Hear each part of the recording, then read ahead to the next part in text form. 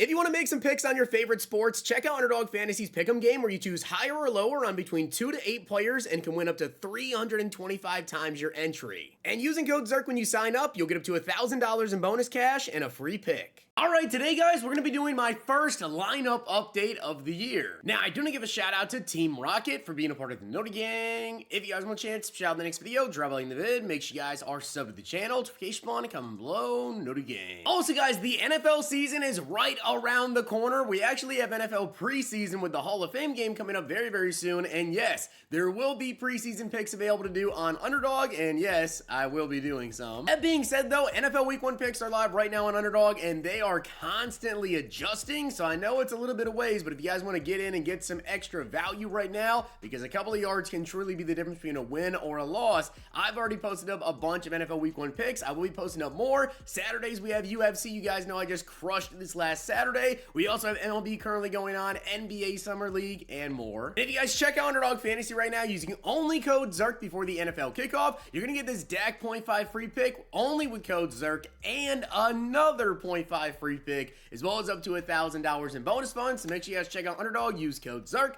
follow me over on Twitter for my picks. Alright guys, so getting into it, this is going to be my very first lineup update of the entire year. By the way, a couple things I do want to say here. Number one, today, the day you guys seen this video here, if you're watching it on July 22nd, we do have content today. We have the names of the game.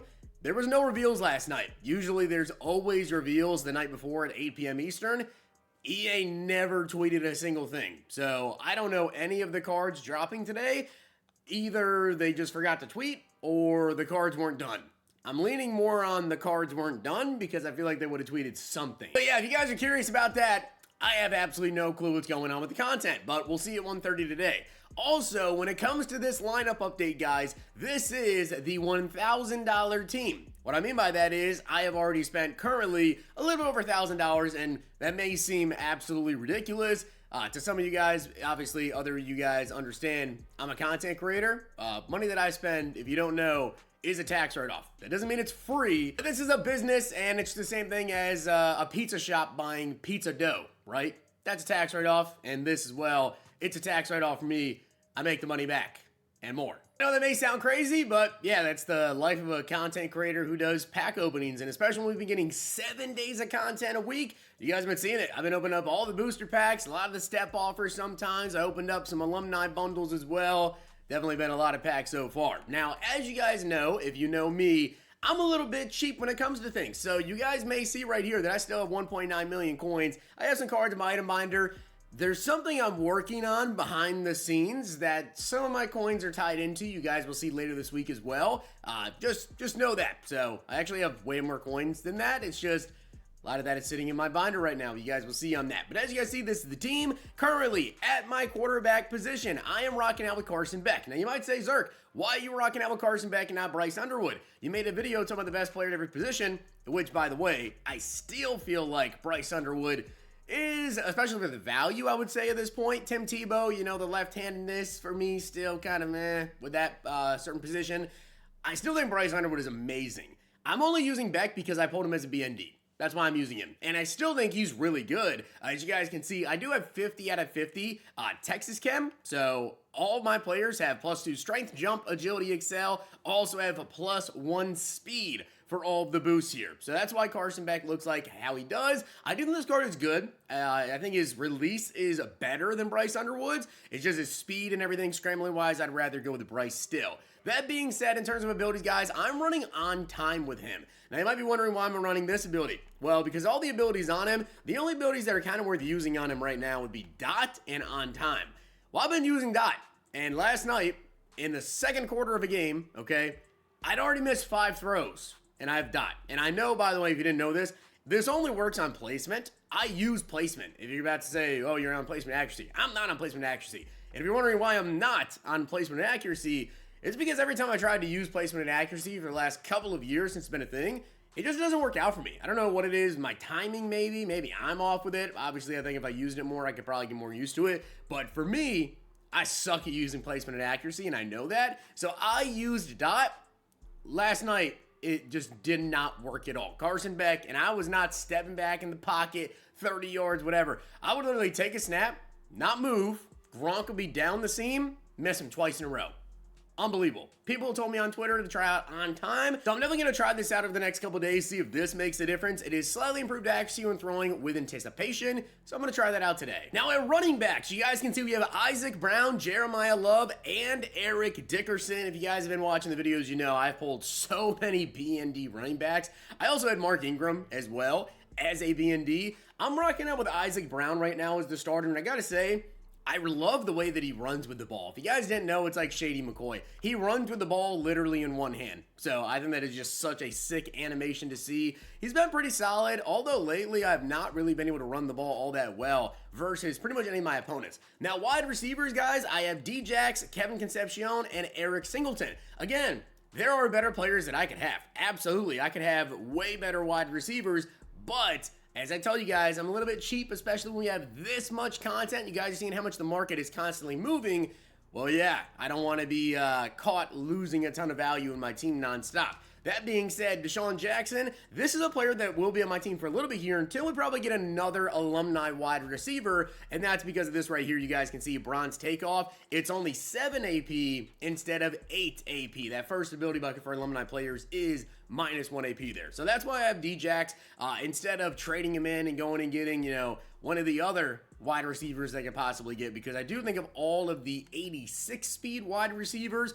We have Muse, we have Squirrel White as well. I think you could argue that like Muse is overall just better than D-Jax, but it is simply because of the fact that he gets that takeoff for 7 AP that I'm using him. I did go out and actually get a pretty nice buy on Eric Singleton here, so he is currently a wide receiver too, and then we still have Kevin Concepcion, which I could probably go out there honestly, and this is a change that I likely will make either today or the next day. I want to see what other wide receivers come out. If we get another 6'2" plus wide receiver, maybe I'd rather go with them, but probably going to go pick up Bryant Wesco. He's coming down a little bit in price, so I'll probably pick him up, throw him in at wide receiver 3. O-line, all these cards are BND. I didn't buy any of these cards. Every single one of these I got out of booster packs. So yeah, that's kind of how we're rocking out right there. Usually my O-line at this time of the year would not be this good. I just managed to get really lucky and pull them all. Tight end, we do have Rob Gronkowski. Again, I know that Vernon Davis is better, but Gronk is still really good, and he's been really good. The price difference isn't big, though, between him and Vernon Davis, so I'll probably wait until this upcoming Sunday, and then I'll probably pick up Vernon Davis there on Sunday.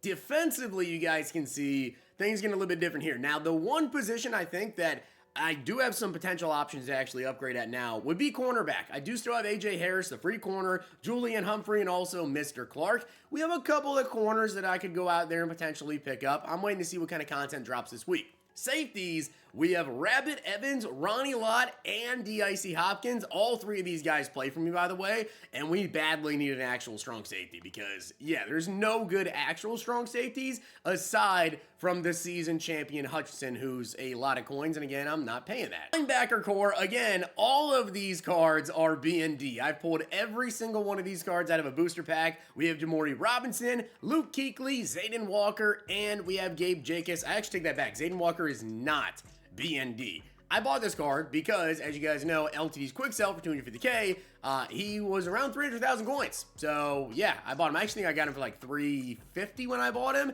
Now he's 300K, so it's a rental at this point, right? You can go ahead and pick up a lot of players. I told you guys about this last week.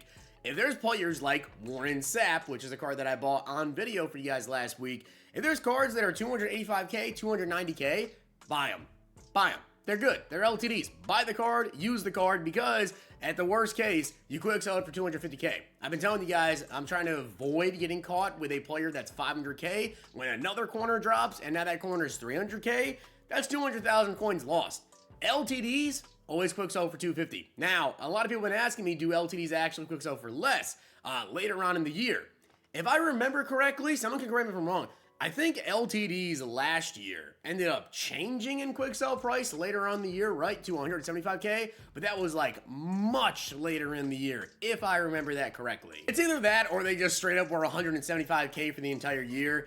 There was so much information I was intaking last year between college football and Madden 25, doing both channels at the same time. It's kind of hard to always remember that little piece of info there. But yeah, pretty much they won't change anytime soon, even if they do. So you don't got to be worried about being caught holding on to like Warren Sapp. And oh, now he quick sells 175 instead of 250. On the D line though, we also have Talon Carter, we have Williams, and we have Lawrence Taylor. Now, who actually plays for me on this defense, right? Because as you guys can see, I got a lot of linebackers. I also have a lot of people here at edge and DT. Well, for me personally, the way that I run my defense is I'm going to be running dime. I do switch between dime defense and also nickel, but Luke Kuechly, always on the field. Zayden Walker's only on the field if my opponent is a big runner of the football. Then I'm going to run some nickel, and he's going to be on the field as well to be out there and have another linebacker on the field. That being said, when I'm running dime, it's Kuechly. Warren Sapp is also going to be on the field. We also have LT, Talon Carter, and Gabe Jacas. Usually, Gabe Jacas, Talon Carter, Warren Sapp, and Lawrence Taylor, those four right here, they're always going to be on the field. Always going to be on the field. Jamori Robinson will only get in on special occasions, and Williams, at this point, basically doesn't play. Unless I get in like a certain formation that he comes out in. Now, that'll definitely change around the year. It's just right now I feel like there's some really, really good DTs versus maybe not so crazy good left edges, whatever, in the game. So that'll definitely change with who's going to be on the field for me, but that's just currently how I do stuff. Now, in terms of abilities on defense, guys, I am currently running an inside disruptor on Warren Sapp. I'm going to be honest, I haven't really noticed it too much. All right, it really is not popped up all that much right here. The biggest issue right now, I feel like, is trying to find an ability to use for 5 AP. And why is that? Because a 7 AP should either be used, in my opinion, on a quick jump or a ball hawk. And right now, I have got ball hawk on Rabbit Evans because Rabbit usually tends to end up in the middle of my field in a deep blue, and I want him to be able to break on balls down the seams. That's just the way I do it. You can run ball hawk on a safety, you can run a ball hawk on a cornerback, whatever, but I've been running on a Rabbit, and I've definitely noticed it because a couple of times he'll be able to come in, break up the ball, or he'll react quick enough to where someone will go up, try to get an aggressive catch or a high ball, and he'll hit him. Knock the ball loose. That's kind of the way I have personally gone about it. Some people like to use it on their corners to try to jump, underneath routes, whatever the case is. That's how I like to do it. That's how I'm currently running my defense, guys. And then special teams, you guys can see I actually did pull Dominic Zavada. I pulled him out of the first bundle I opened of the year. Wasn't very happy with getting him. I'll tell you right now, I'm actually pretty happy with getting him because, simply put, he has definitely been very, very good, and I've been able to kick a lot of field goals that I'm sure a lot of you guys can't right now, so that's definitely helped me out. Specialist is kind of how I have stuff set up right now, if you guys are curious about that. And then playbooks, I'm running Oregon State offense, multiple defense. If you're curious, what are the best playbooks?